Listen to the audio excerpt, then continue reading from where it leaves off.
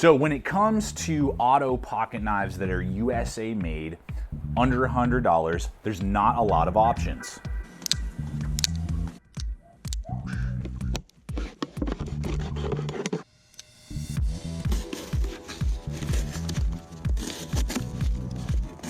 So when I came across the Bear Ops Bold Action 7, that's bold, not bolt, Bold Action 7, I said, man, I gotta pick this up and see what it has to offer for a couple reasons. One, we've never done a Bear Ops knife, and I wanted to see what they have to offer. You know, they produce a lot of different pocket knives, and I believe a few fixed blades, if I remember correctly. But also coming in at under $100, USA made, auto blade, and the lines and visuals really connect with me. So I wanted to see how this performs. And we're gonna be running it up against some other heavy hitting autos that we've already tested here at the channel, like the Boker Kalashnikov 74, between 30, 40 bucks, now Taiwanese produced. So not a US knife, but we'll be discussing how it compares to that, as well as really the only other autos that kind of fall into that $100 range that I'm aware of at this point in time, the Kershaw launch series. The Kershaw launch series, we've done a couple blades from them and tested out a few of them and really dig them and really connect with them. So we're gonna run them up against this Bear Ops Bold Action 7 and see how it performs and how it compares, and if this is a good option when you are looking for under $100 but you want a US auto knife. All right, let's look at the business end here. We are looking at a hollow grind on this knife. Super cool blade shape. That's what made me gravitate to it. Blacked out. I believe there might be a satin finish version. I'm not 100% sure. But this blacked out version, the coating is holding up well. Got a nice mild swedge there. You can see it's really thick, giving you a good tip that's not too weak. I really like that. The blade length from handle to tip is 3.375. Cutting edge is 3¼ inches. Great size range for a lot of different tasks. Sandvik 14C 28N steel, made here in the USA, the knife is, and it gets the job done at 0.12, so eighth of an inch thick. So the layout with more of a piercing, shape, a little bit more combat blade style, is going to do good for EDC. It's not the most mind-blowing EDC knife I've ever seen because of the short, narrower blade from spine to edge, and then that eighth of an inch thick. Hollow grind makes up for some of that, and with not a massive amount of belly, but a good sweep there, you're going to be able to do all your basic EDC tasks really well. Stabbing, penetrating will definitely be a selling point in the sense that this can penetrate into material and different things well, better than some other knives on the market in that regard. And it's holding a good edge for that Sandvik 14C 28N. It's a good steel. It's definitely an upgrade over, say, like 420 high carbon, 440A. It's a good steel. We'll talk about how it compares to what else is on the market for the price in a little bit. You are going to get decent edge retention, similar to maybe like VG10 that has an okay heat treat on it, is what you'll see with a lot of the edge retention, edge performance. It's a really good steel for particularly budget knives. We'll talk again, does it fit with the price point in a little bit, but very doable, very good in kind of a general purpose utility designed blade shape, and with the performance that it produced, I was happy with what it could do. All right, we're gonna go ahead and hit the handle here on the knife. It's gonna weigh in at 4 ounces. So for the size of the knife and the auto feature, I think that's a great weight class to be falling into. We are looking at steel liners in here, then with Zytel handle scales on either side. And you're looking at a 4.5 inch overall handle length, and then 0.54 on the overall thickness, so just a hair over ½ an inch thick. And that's what we're looking at. No milled out handle scale liners. That would have been cool to see. Would have dropped the weight a little bit, because this is a little bit more on the compact side for autos compared to a lot of the other ones that we're going to look at today.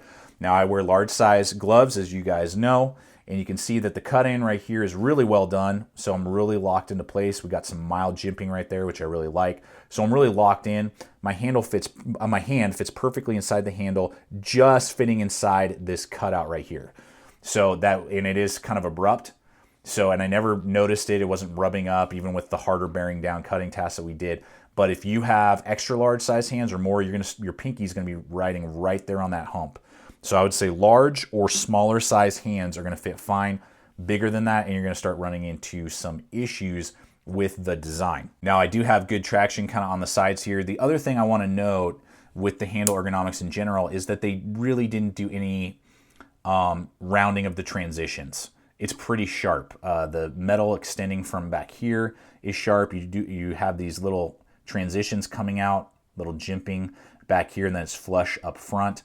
But there's just abrupt, sharp transitions, so it's just not as comfortable in the hand for an extended period of time as some other knives we're going to look at today. So not that it's bad, it never created any hot spots, but I just noticed that, and it makes it feel a little, just like the attention to detail wasn't there. I'm just going to run in here this Kershaw-Emerson collaboration. You can see the transitions have all been really rounded, and then we look here at the bare ops, and it's all very sharp and abrupt.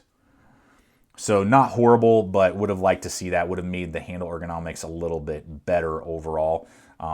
If you're asking me, like, ergonomically, something like this Kershaw-Emerson auto is going to have better ergonomics just because everything has been machined really nice and smooth.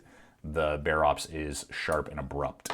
So the pocket clip is awesome on this design. Ambidextrous, tip up only, right or left. So totally dig that. Good loop over design, deep ride, very nice. Not blacked out, not flashy, not overly obnoxious and high or anything like that. Doesn't create any hot spots when you're gripping and bearing down on the knife. You are going to have this kind of flow through external. This is the frame, extends and then gives you options for paracord lashing. It is pretty sharp. I could see with a long time it could actually saw through. You might want to mill that out a little bit, but there is a lanyard attachment as well. But deep ride, right or left, ambidextrous, great pocket clip. Let's look at the auto feature on the knife. You know, I mean, that's probably a big selling point to you while you're picking this up. It lands at under $100 and it's got an auto action, and you're into autos, you want autos. I love autos. They're cool, they're fun, they add a level of utility and fun and function to the blade. So really nice. I mean, you can see there it jerks my hand every time, and really pops out well. Really quick. With that button actuator, you can see it's high. I mean, it rides, so with gloves on, it's going to be very easy for you to engage. The plunge lock is very large, as you can see there, so that works really well. Totally dig that. Good stop bar back here that the knife hits. So zero complaints with that. It does have a safety feature. Some of you will like that, some of you will not. Because of how pronounced the button is, I think it's a good added thing to have. You won't accidentally bump it, but when you do, you know, engage it, cover up that red, it's not going to engage. Then you move it back, red is dead, it'll fire. Just really small red little notch there. Now you can move it forward, and then the lock will not completely disengage either. So that's a nice added feature. Again, not making it like a fixed blade or anything, but you know, if you're bearing down, you don't want to think about it, it gives you that extra little bonus there of making sure that when it's open, it's nice and solid as well. So that's all the good. The lockup itself, in the sense of, I believe it's a solid lock, but the play is really starting to get on my nerves. So I hope you guys can see this on frame. This blade is wobbling massively side to side and up and down a lot, because the screw here is backing itself out. Now I've tightened it back down, and then it's super solid for about 50 fires, you know, firing open. Then it backs itself out and it starts to get super sloppy, loosey-goosey. Just to show you here, we recently did this one. This is the SOG Flare. I mean, the SOG Flare has about the same play side to side. So imagine your SOG knives, in the play that has, this thing is having at least that. If actually the side to side is even more. If the side to side is even more, the up and down is about the same. But it doesn't start out that way, which is super annoying. So we're going to cut. I'm going to put in some Loctite just to see if that fixes this pivot backing out problem. If it does not, that's a really big issue for me. I'm not happy right now with how that is happening. The massive amount of play up, down, right, left, and the fact that like every 20, 30 minutes, if I'm firing it, you know, couple dozen times, I've got to retighten it down. So let's see if the Loctite fixes this. All right, so it's been about 2-3 days since I put the Loctite on the pivot, and I've done about 200 fires with this thing, and it has not loosened up or backed out on me, which is a plus. The downside is that through this testing, Now one of the other screws, this little handle screw right here, has loosened up, and now the handle scale is rattling around. And so my opinion is that they just need to start Loctiting all of their screws here, because I should not have to do this on a almost $100 USA made knife. I don't have to do this with any other knife that you guys have seen tested and reviewed here on the channel, particularly in this price range with these features made here in the States. To me, I'm just going to be honest, it's unacceptable, and I shouldn't have to be jacking around with a blade like that. So if they start Loctiting all the screws, I think that will help. Know that if you do buy this, expect to Loctite this stuff.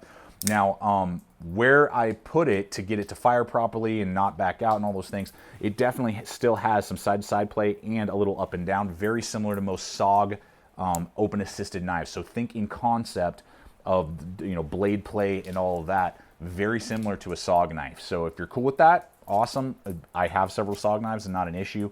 Now those are all about half the cost of this. So that's just, you know, food for thought, things you need to think about. So we're gonna hit price. Now I picked this up through Blade HQ. That's where I pick up most of my autos and a lot of my knives. So links in the description below over to Blade HQ when you guys are looking at this knife or the other ones that we're gonna look at. Now this one is $89.99, 90 bucks for the blade. For Sandvik, USA made, auto feature. There's not a lot else on the market that can hit that price point in the auto line that's not foreign produced. I mean, you know, I have here the Boker Kalashnikov 74, fantastic. The Aussage is actually pretty close to the Sandvik steel in edge retention, 40 bucks, but you know, it's made in Taiwan, I believe. Taiwan or China, I can't remember. So, you know, you're not getting that US quality, you don't get the safety, some stuff, you know, out there. Granted, it is half the price. So is a USA made blade worth double the price to you? Maybe it is, maybe it isn't. So we'll have links over there as well. This is, by the way, like a Blade HQ exclusive. Love that bronze green, super sick. Love this auto just in general. So for US blades, the only other two that I really have, and the only other ones that I really am aware of that are going to be autos that we could kind of run in to just discuss here are going to be the Launch. And this is the Launch Model 1, I believe. And then we also have the Launch Emerson model. And that one is really going to be more of like the style being a little bit more tactical, like the Bear Ops is. Now, things to consider when we're talking about these knives is that both of these, all three are USA made. These guys are going to come with CPM 154 steel. Now that is an upgrade over 154 CM, and it's definitely an upgrade over the Sandvik steel that the Bear Ops comes with. Now this guy down here is going to run you about $90 to $95, so almost the exact same price. And then the Emerson is going to run you about $115 to $120, you know, between $25 and $30 more. My argument is going to be that the deployment and lockup is better on these Kershaws than what I'm having to deal with the Bear Ops. There's just slight play side to side, zero up and down. And I mean, I've fired these guys hundreds and hundreds of times, carried them a lot, both the Emerson as well as just the regular Launch down here. I believe it's the Launch 1. I hope it is. But I mean, no complaints. Super tight lockup, just very minute side to side, zero up and down. Super solid. The buttons will be down a little bit further, recessed in a little bit more. There are no safeties, so that is something to consider. They don't have quite the deep ride pocket clips that the Bear Ops would, but you're just getting a better steel. And just the sides have been milled, you know, a little bit more, and it's just not as sharp in your hand. So with that, guys, I'm going to wrap this video up and just bring in my final thoughts on the knife itself. You know, after having gone through all of this, I think that there's a lot going for the knife. I think with all of the little nuances that I've got to jack with, it just was somewhat frustrating. I don't have to do that with other autos that we've looked at today.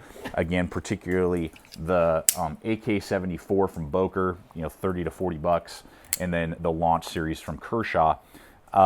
If you want a US auto, I say my first choice is still the Launch series, just depending on the design that you like. I think you're not only going to get more steel quality. I have not had any issues with the firing systems on the two models that I have and the third that my brother has. Use them a lot. And then if you're on a tight budget, you're going to get a really solid knife with the Kalashnikov and very actually similar edge retention to the Sandvik. The Sandvik will still be a little bit better on the Bolt Action 6 or on the Bolt Action 7, but yeah, it's not my first choice in auto knives under $100. I am going to check out some of their other designs, particularly like the Bold Action 10, I think. It's a little bit more compact. Looks like it might have a little bit more rounded ergonomic handle, so we're going to mess around with that, see if possibly this is just a fluke design, you know. But yeah, I have nothing against Bear Ops, you know, and I hope that in the future we can maybe see some tweaking with this design and see some, you know, a little bit more fit and finish, attention to detail, and it might be a great auto. But for the time being, guys, those would be my two choices. If you're like, dude, I need a sub $100 auto, launch series if you want USA made. If you're on a tight budget, still go with the Kalashnikov from Boker. So thank you guys for coming over here today, checking out the channel. Please subscribe, comment, like, share this video. Love to hear your guys' thoughts. Any questions that you have, I'll answer in the comments below. And finally, guys, always remember, stay equipped, stay prepared. See you out there.